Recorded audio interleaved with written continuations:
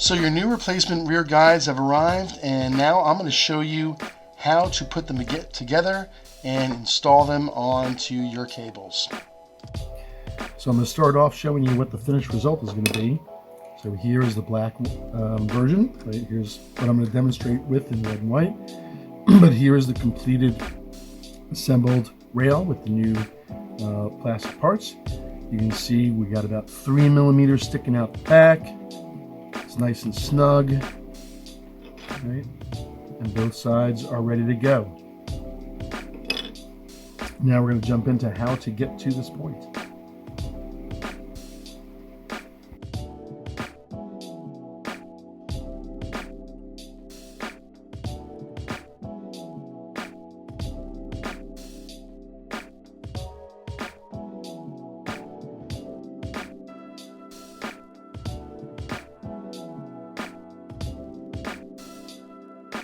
So the first thing you're going to do is we need to get the pins out of the broken guides.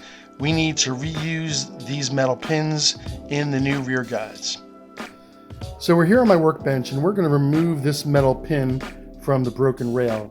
You're going to need to keep this for use in the new part. So here I'm just going to kind of show you how I remove it with a Dremel. All right, remember safety first. Put on some protective glasses. We are going to be dealing with shavings of plastic, and it's hot stuff. So here we go.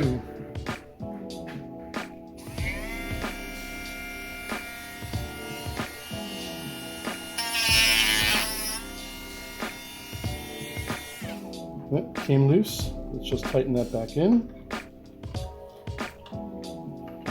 And we'll have to go this way.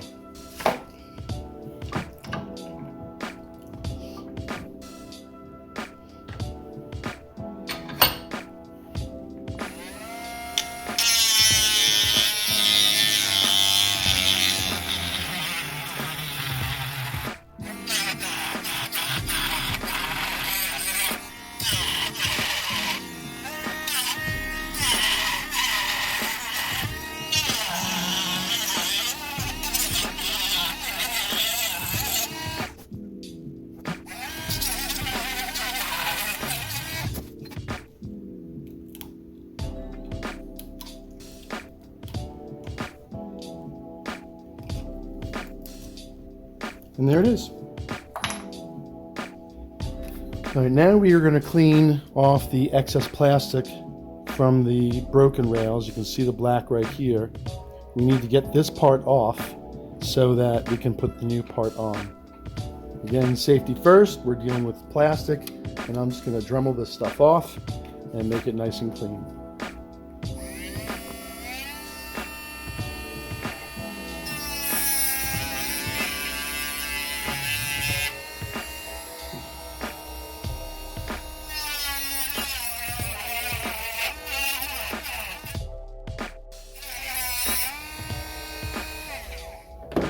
That should be good enough to get off there. You can see it's free, it's just moving in my hand. I just gotta break the rest of it off. There we go. And that's it. And now we are down to bare metal. And the new part is gonna go right onto there. All right, so now I've got both of my pins out. And now we're gonna use these two metal pins to put into the new part that I made. So in this part of the video, I'm going to now explain and show you how to put together your new rails. So I have two sets here. This red and white set is just for demonstration, just so that you can see it better. But what you're going to receive in the mail is this set that's in all black. You're going to get two of these. Whoops. You've got a left side and a right side. They're both labeled. There's an L on the top and an L on the side, so you know which pieces are put together. This one has an R and an R. And then each one is put together. There's a top section, a bottom section, 8 screws, and 8 nuts. 1, 2, 3, 4, 5, 6, 7, and 8, which hold the top down onto the bottom section. I'm going to demonstrate with the red and white ones just because it's a lot easier to see. But what I'm going to do is I'm going to put together this right one, and then off camera I'm going to take this one apart, and well, maybe I'll do that on camera. I'll just speed it up. I'll take these apart and I'll transfer those over into there so you can see that process. But what you have here is, so again, this is a completed version. So there's really several pieces. You've got the red, which is the bottom section, the white section, which is going to hold the pin from your old guides in place, and from your old guide. It's going to, these two press together to hold this in place. You've got 8 screws, 8 nuts again, and then to attach it to the cable, there'll be another small little piece that you can insert and then glue in place. To show this a little bit better, I've left this one apart. So what we're going to do is I'm going to show you the pieces separated. So this is what the bottom looks like, right? There's no nuts inserted. This is just a piece of plastic that you're going to get. And you take the pin from your old guide and it fits in this channel, and it doesn't just lay on top of it, it actually fits inside of it somewhat. So what you do is you just take your pin, you press down in it, and better to start back here a little bit. You press it in, and then you just push it forward into place. And when it's in there, it should not move around. It shouldn't just lift up. It should be in there pretty good. Okay, and you can see it's fairly snug on the back end and on the front end. And there's about 3 millimeters that stick out the back. And really you should just be pushing it forward until it stops. But it's about 3 millimeters that you're going to leave out the back. Okay, and then you take the top piece and you put the top piece on. Again, I recommend that you put it on kind of towards the back some. Put it here and then slide it into place. And then you're going to make sure that everything is snug, and then you're going to put the nuts and screws in place. Now, to put the nuts and screws in place, remember when you take this apart, you're going to want to work in an area where you're not going to lose any of these 8 screws or any of these 8 nuts. Do it on a desk, on a kitchen table. Have a little something next to you that you can put each one of them in. You don't want to lose any of these screws or nuts. But what we're going to do is we're going to take the nuts and we're going to put them into place. You may need to use a little plier to pop them in there if they're a little bit tight. But essentially you're just going to take the nuts and screws and you're going to put it into place a little bit loose just to get them all in there. Okay, we'll do the front ones next. And it really doesn't matter which order that you put them in. There's no like torque specifications or anything like that like you do in an engine. But again, remember it's just plastic still. So when you do tighten these down, you don't want to tighten them with like a power tool or anything like that. We're just going to hand tighten them, and just to make sure that they're in place. Again, you don't want to over tighten them because you don't want to break the plastic. What you're going to get is a nylon plastic that has polycarbonate infused into it, so it's very, very strong and has a high heat deflection, but it is still plastic. So take that one, and again, you might need needle nose pliers to help you just pop some of these in if they came out. But they should, all of these nuts should go in place. And that's a good hint too. So as you're going in, if you back the screw out until you hear it click, and then you tighten it down a little bit, then you know that you're putting the screw in correctly and you're not going to strip the screw. Okay.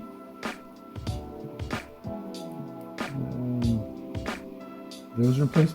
And then these two other last ones, the nuts actually fit in on the back. One, oh, that popped right in there.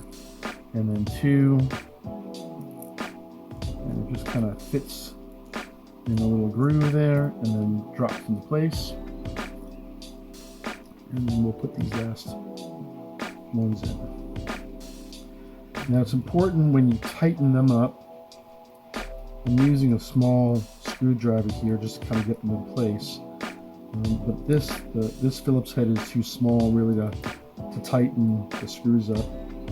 We don't want to strip anything, so I'm going to switch over to this one.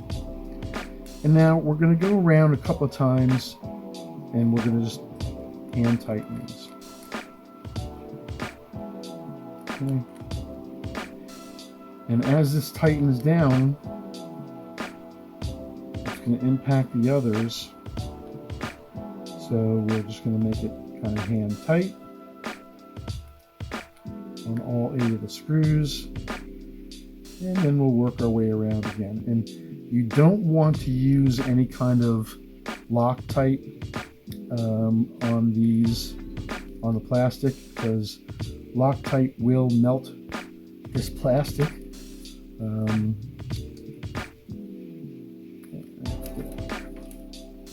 Okay, so now I'm just going to kind of go around and just tighten it up a little bit. Again, I'm just hand tightening. You can see I'm not putting a lot of force, just enough to get it snug in place. Okay.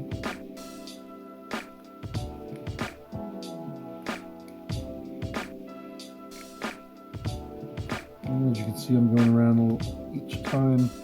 I'm getting just a little turn more, so you just want to make it nice and tight. So now that these are in place, you can see this isn't going anywhere. It's nice and tight. This is held in place. It's not going to move anywhere. So when you put this in the car, this is what's going to hold that in place. Okay.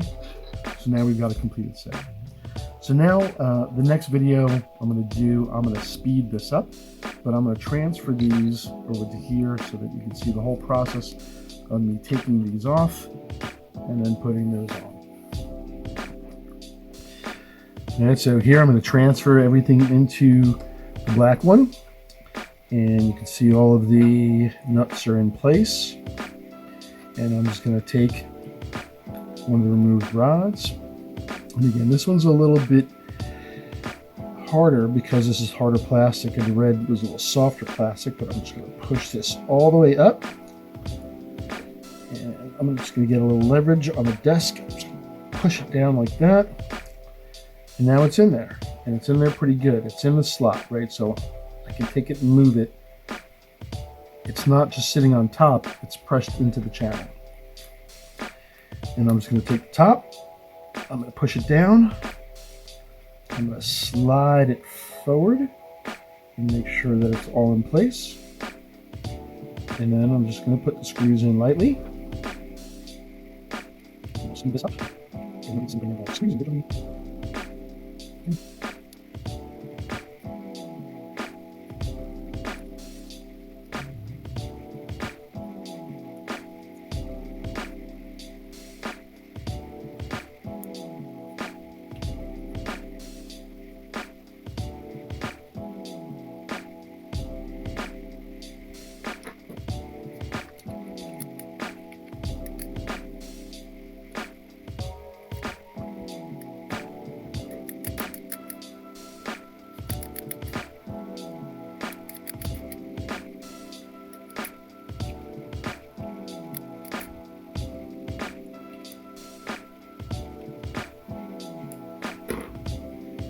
And now we're in.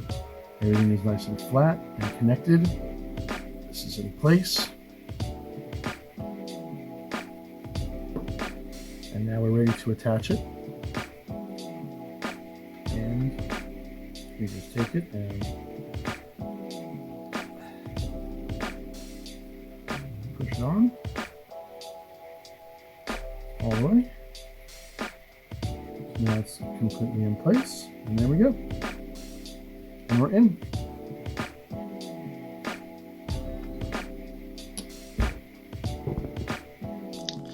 So using the red and white demo ones, this is what it's going to look like once you have everything connected back onto the tracks. Here's what the left one's going to look like and its orientation, and here's what the right side looks like and its orientation. And once you have the whole thing back together, this is what it should look like when you put the tracks back together and it's back in the car. Alright, so now I'm going to do the install using the 3D printed part. So over here on the right, these are OEM cables. I had these in the car because I had an extra set. So these are original Volkswagen. And up top here is my 3D printed solution. I have them attached onto the cables. And now I'm going to start to reassemble the roof, and we're going to test to make sure that everything looks right.